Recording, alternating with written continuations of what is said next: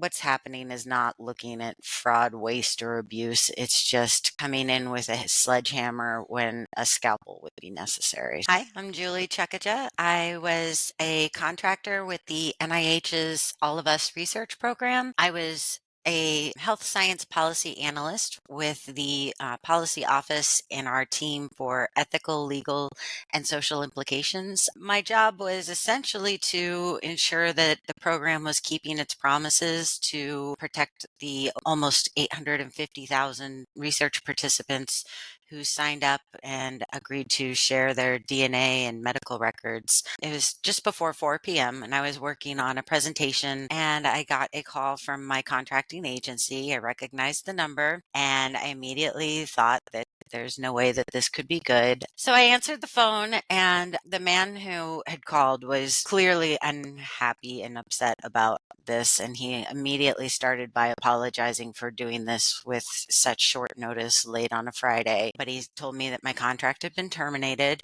and that I needed to be logged off of all federal systems by 5 p.m. So I had just about an hour to sort all of that out. After that call, I immediately contacted my team lead. She was completely caught off guard, unaware. She said she'd look into it. I talked to the director of our office. She was also shocked and unaware, and she was angry. Then I notified the people at the NIH who oversee contractors and told them that I had just been told that my contract was terminated. They didn't know anything about it. They were going to look into it and see if it could be fixed. Obviously, once they found out that this was a DOGE thing, their hands were tied. After that, I filed for unemployment, signed up to get health insurance again. Then I've just been scrambling and submitting applications. The job market is rough.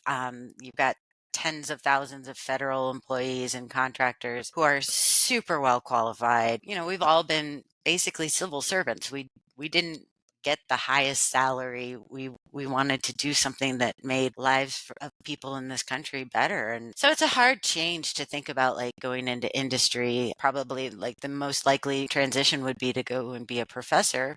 But there's lots of hiring freezes going on now with the universities because of the cut to funding with the NIH. Right now, I just don't want to be dependent on NIH or government funding in any way. My hopes for the department, just that it survives. It's no secret that there's a grudge against science by this new administration, and the Republicans are wanting to cut as much of the federal budget as possible to make tax breaks for the rich. So I really just hope that our program continues and carries on, because it's the largest cohort of people whose DNA has been sequenced, who have shared ongoing medical records. It's a treasure trove for biomedical research, and it would be absolutely devastating to see that program cut short in any way. Working at the NIH went from being like the dream job to being really stressful, especially for the feds. I wasn't on all of the fork in the road emails, but I did get a few of them, and they're gross. And to treat anyone that way, let alone just everyone, try and belittle people and make them feel like they're pariahs of some sort, when they've really just been sacrificing and trying to keep this country running. It's really just, it's gross. It's shameful, it's gross, and it's not the country that I envisioned.